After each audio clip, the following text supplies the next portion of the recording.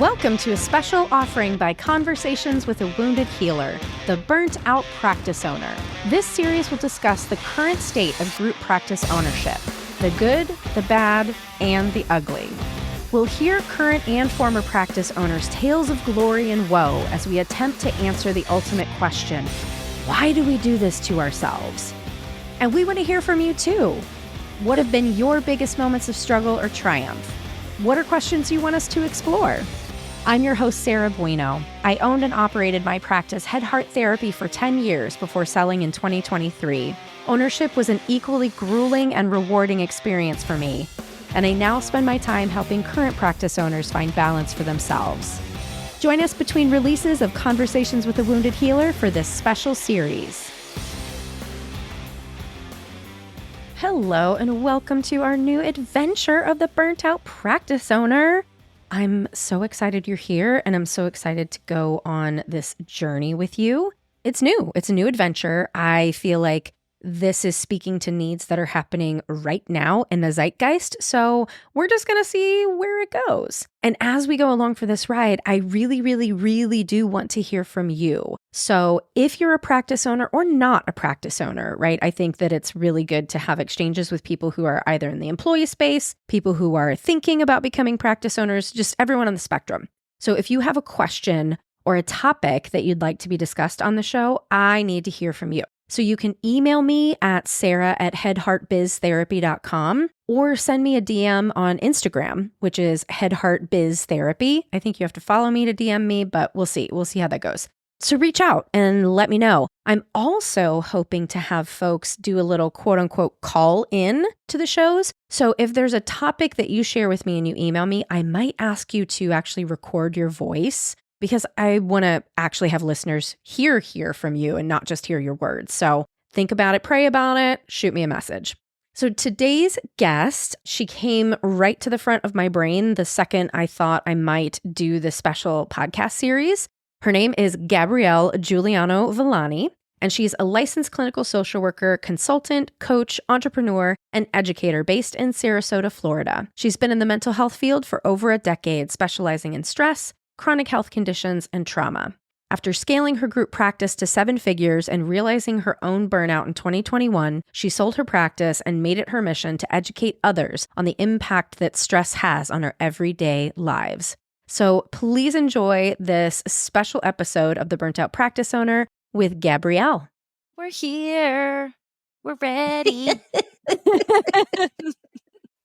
Yeah, despite Mercury retrograde. Hello, Gabrielle. Hi, Sarah. Welcome to the Burnt Out Practice Owner. Woo!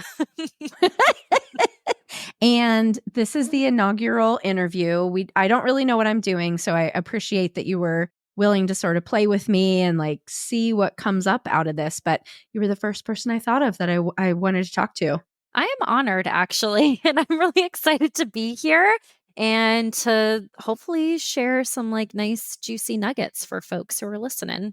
Yeah. So do you want to tell people what you're doing now? Yeah. So like a good little neurodivergent chick, I am what they call multi-passionate. So I do a lot of things. The main things being coaching and consulting and training for people who want to scale and sell their business without burning out. And I integrate some intuitive pieces into that and also largely polyvagal theory and nervous system regulation. And I also run retreats on burnout prevention using polyvagal theory. And then on the other side of the spectrum, I do consulting and training on Medicare. Fantastic. Amazing, helpful stuff. Yeah. So let's talk about, you were a practice owner, right? And you decided to sell your practice. And as we talked before we started recording, that is the number one question I get from people is, how did you know it was time? Yeah. So that's the most asked question, of course, always, that both of us probably get. And my practice was in Colorado. I live in Florida now. And I had my first client January 2018. And because my niche was Medicare and there are no Medicare providers, I grew very, very quickly. And I decided to hire somebody because kind of like just happened. One of my Zumba students was like, that's a great way that you should scale. And I know a social worker who would love to work with you. And so that's what I did. And grew again. She got full, kept growing, and it all just happened very quickly. And before I knew it, it was 2021, and I had 15 people working for me and 7 figures in revenue.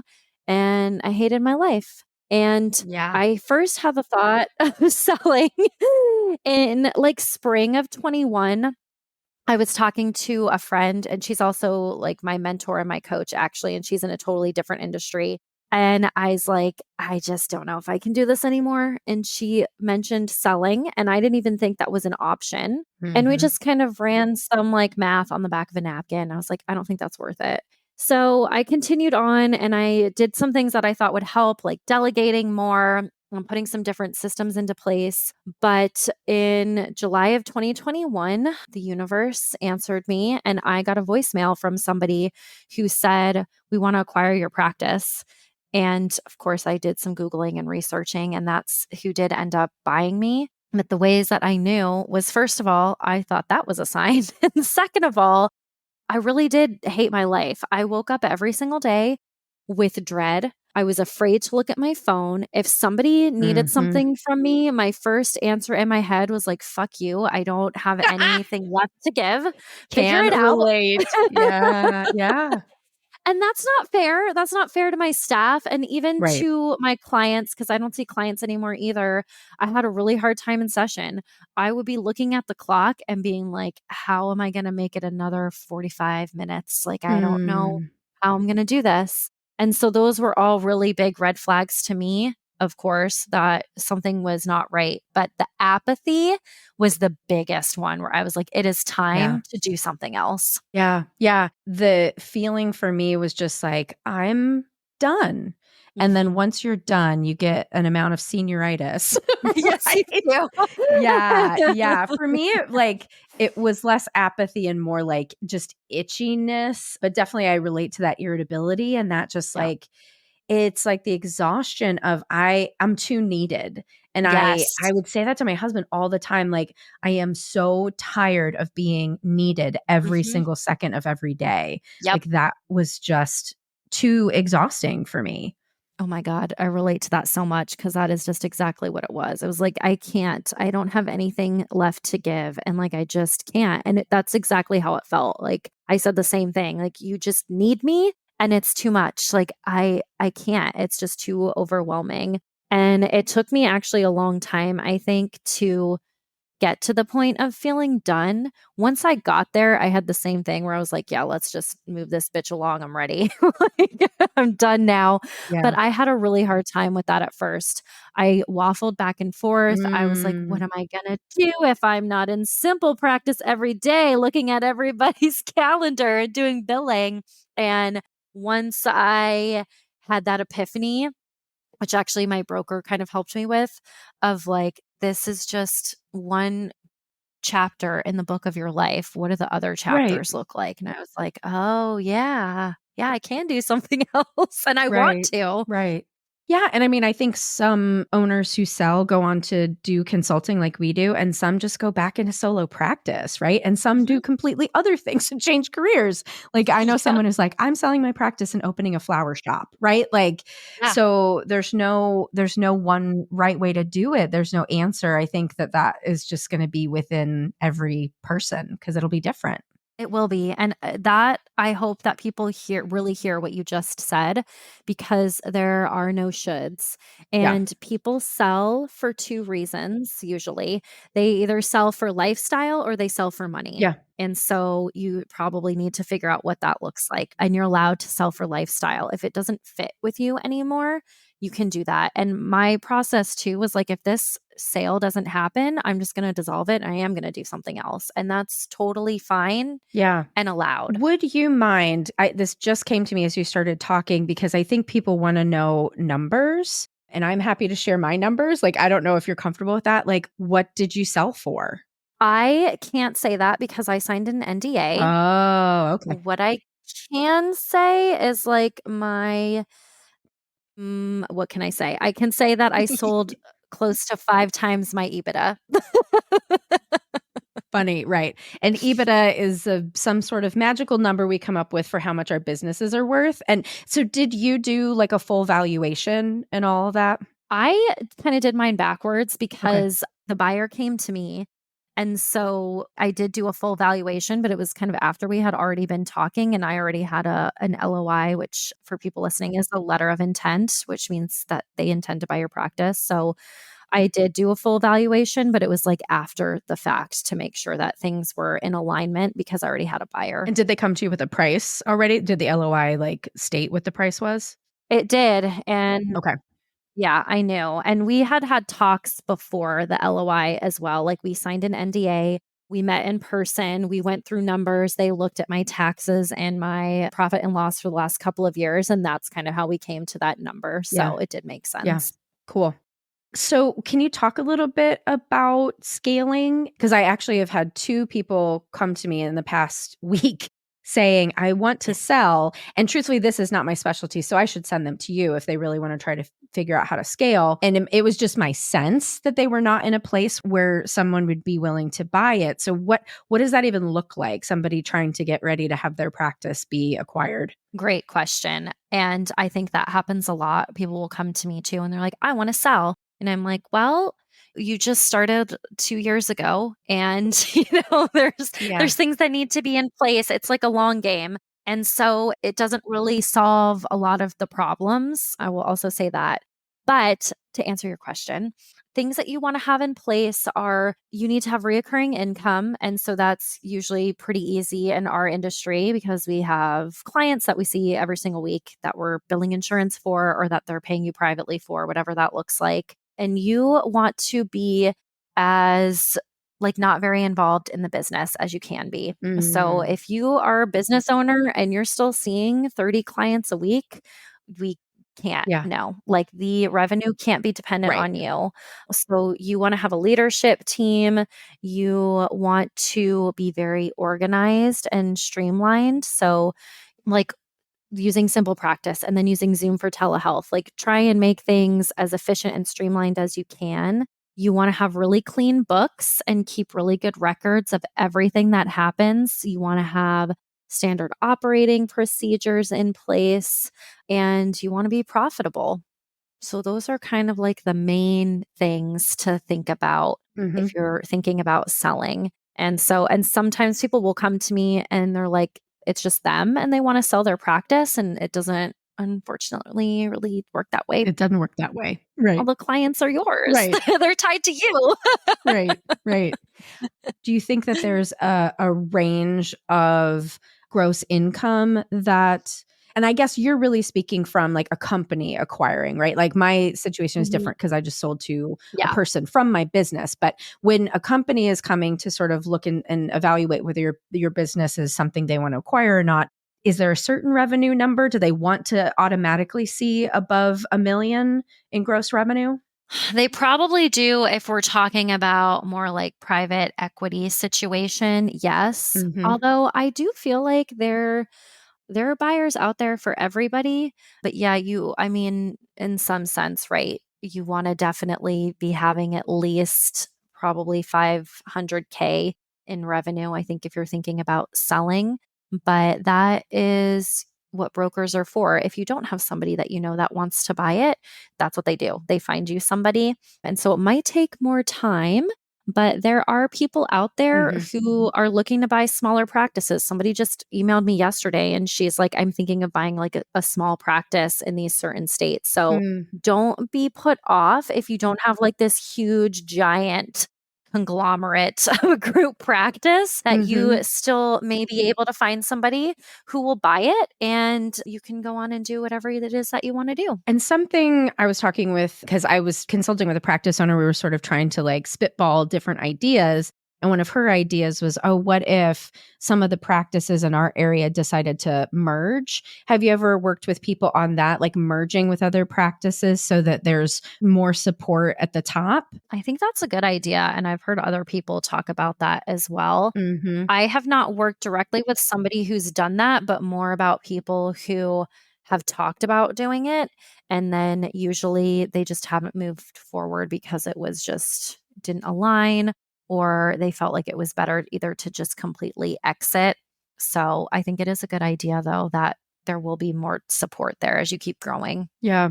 What are other creative ideas that you've heard people come up with? Like, I mean, basically, I just think, are the options only to sell or dissolve, or are there other creative things like merging or something else that you've heard of? You could sell to your employees, like more like you did, or like multiple employees. I've heard people, again, I've worked with folks who were considering doing this and then they didn't want to because they were like, well, none of them can afford to pay me. And nobody can really anyway. That's another thing. When you sell, it's not always cash up front, but they didn't want to be involved. Yes, that's Yeah. mine. I am not Yeah. cash up front. I get cash over time. Yep. Yes. So that's another thing.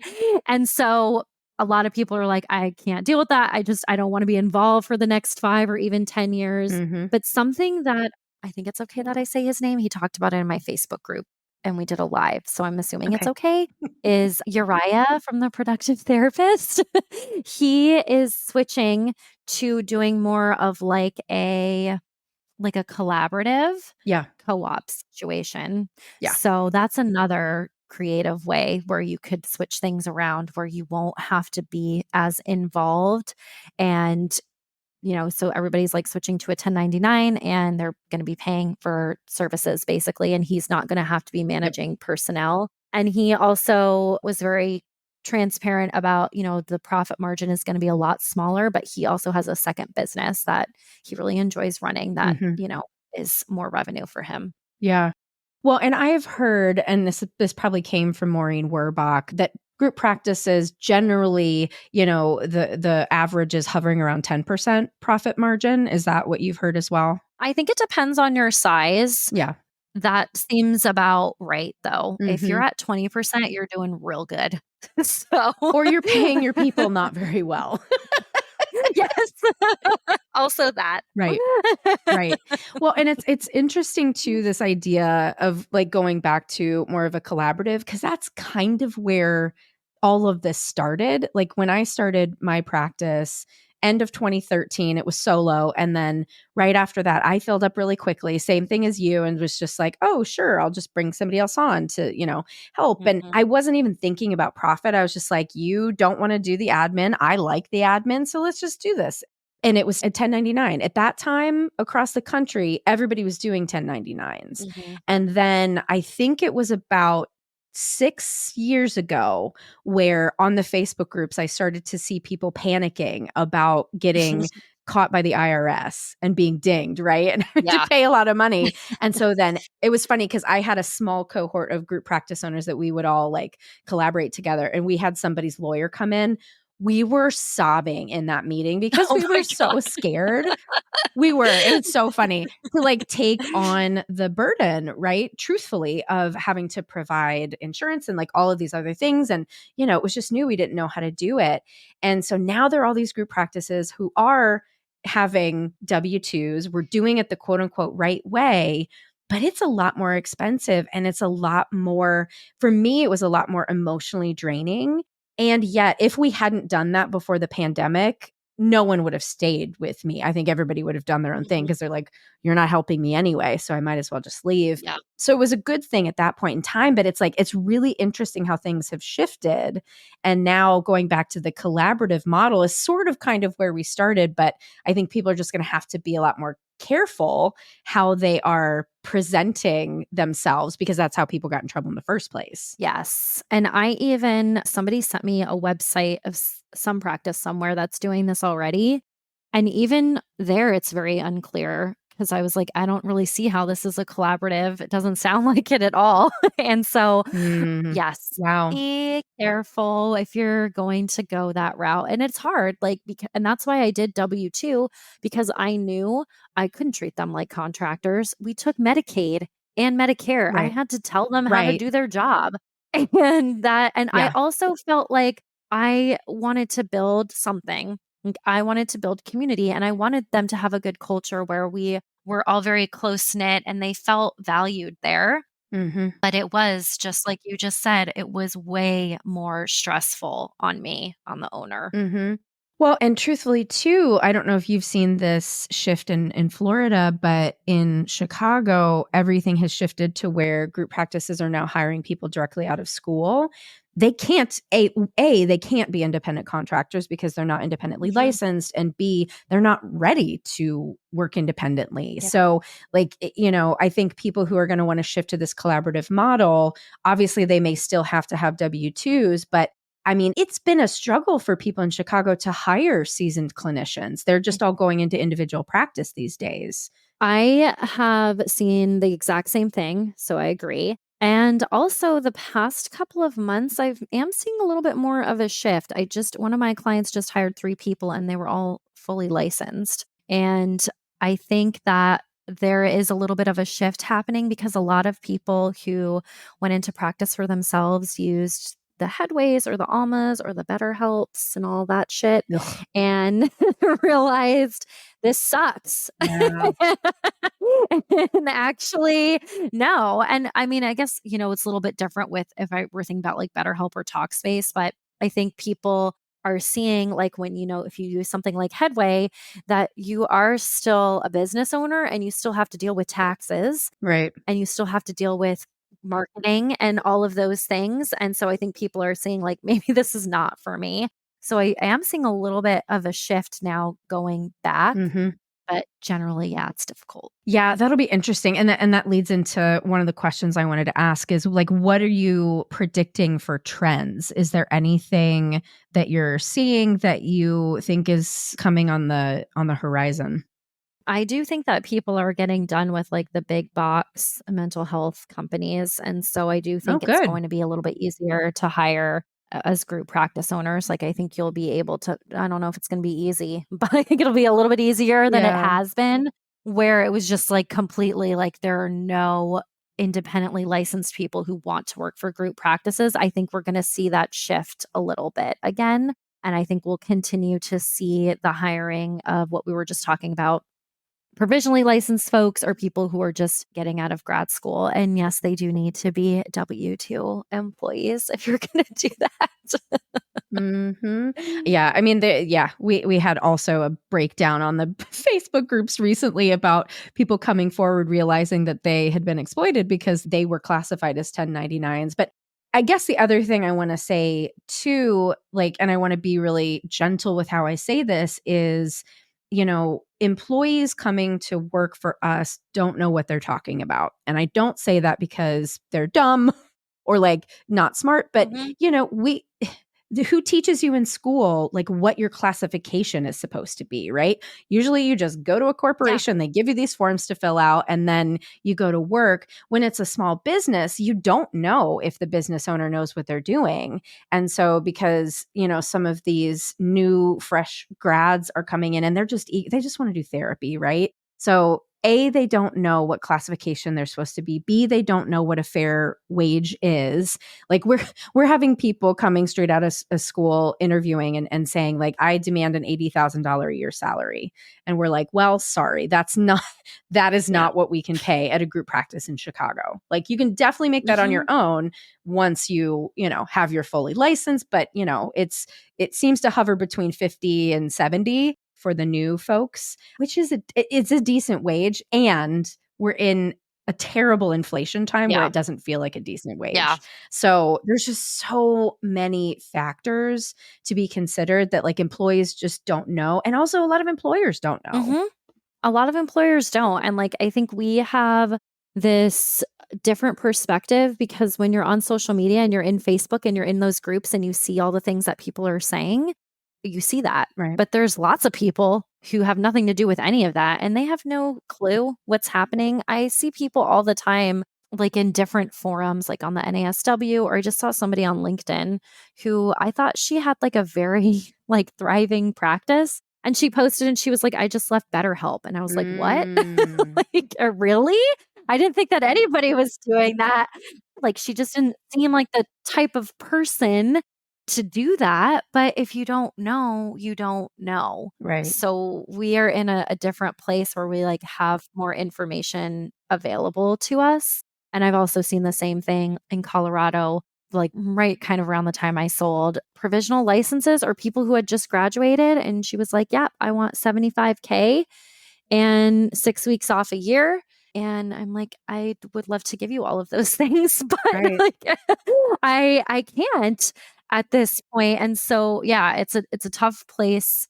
It's a tough place to be in. But I also think that people value culture and stability, and also are thinking about other ways to make money than just doing one-on-one therapy. Yeah. Yeah. Yeah. Well, is there any advice that you would leave a burnt out practice owner with? Right. Where to begin? Like, there's so much. Listen, there's a lot. Listen. I think really, and I know that you and I are the same about what I'm about to say, you really need to work on your shit. Your people pleasing, your codependency, your boundaries, your lack of understanding leadership. You need to figure that out, and you are a CEO. Okay. It doesn't mean you're Yep. some narcissistic asshole, but it does mean that you have to balance treating your business like a business and not bending over backwards and paying people more than Yeah. you can pay, because you know what ends up happening is it comes back on you, and you're the one who's going to have to file bankruptcy or dissolve your business because you can't Yep. pay people. So I got real passionate real quick there. Yeah.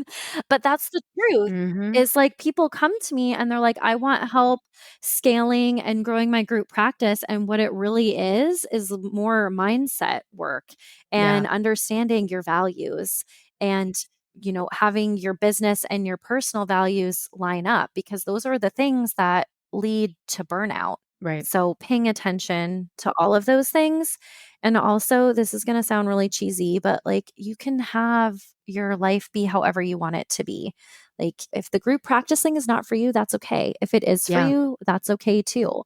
I decided that it wasn't, and I felt a lot of shame about that, because a lot of messaging that I got was like, you're a failure. Yeah. And if you were a true entrepreneur, you would just push through and keep building this thing. And that's not what I wanted to do. And now I get to work how I want, when I want, and where I want, which is really important to me, because traveling and having freedom are some of my values.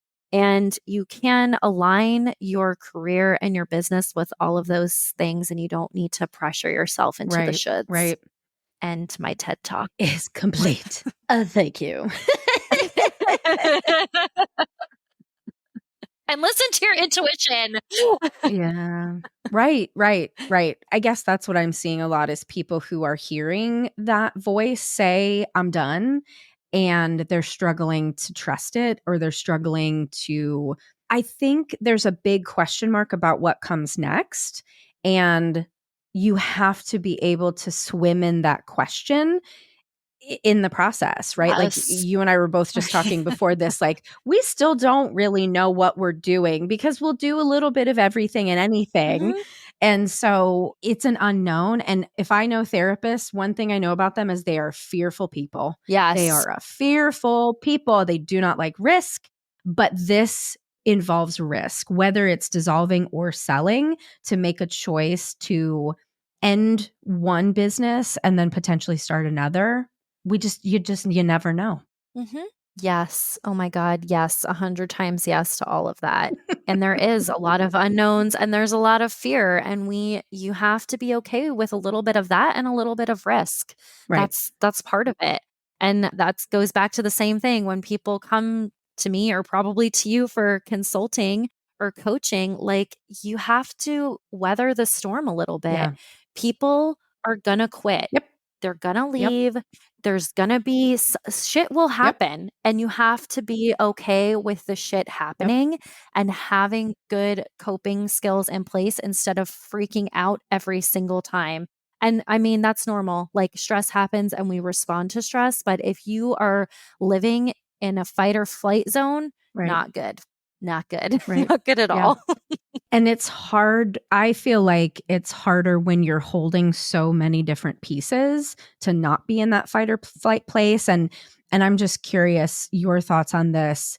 I've felt like there's a certain temperament that is more suited to business ownership and management, and temperaments that just aren't. And I feel like those of us who are people pleasers in recovery are always going to struggle as business owners, because it keeps pulling on that childhood wound, right?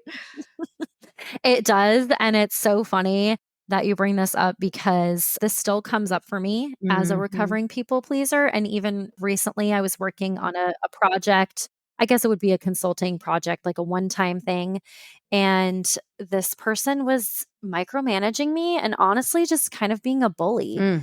And I just kept bending and bending. And my same friend that I was talking about before, she was like, remember, you're in the driver's seat. You're a contractor. You can say no. You can say, well, I'm not going to follow through with this. Like, here's the work that I've done and that's it. And that was just a good reminder to me, like, again, like, step into your power.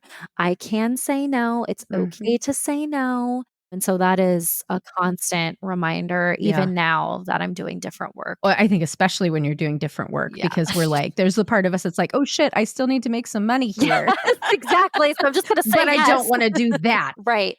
Yeah. Totally. Yeah. And I have to listen to those parts, and I have to remember that when I say no, I'm opening other doors for things that are better in alignment with what I do. That's right. Damn straight. Well, how can people find you? I'm pretty easy to find because I have a very long name. So if you want to come with me to Belize on a retreat, or you want some coaching and consulting, or if you want some sound healing, that's the other thing I do. You can find me at Gabrielle Juliano. I know, that's lovely.